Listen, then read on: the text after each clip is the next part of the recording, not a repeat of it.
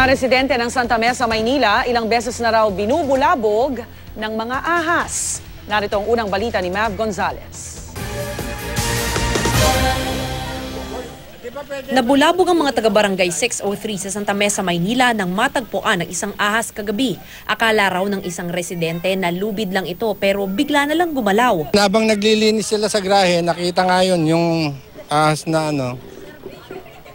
sabi, nag-report sila na medyo malaki-laki. Kaya nag-interest kami na tinulungan. Mabait naman nung inuhuli. Pinagtulungan ng mga kagawad at residente na mahuli ang ahas. Mahigit 3 talampakan ito.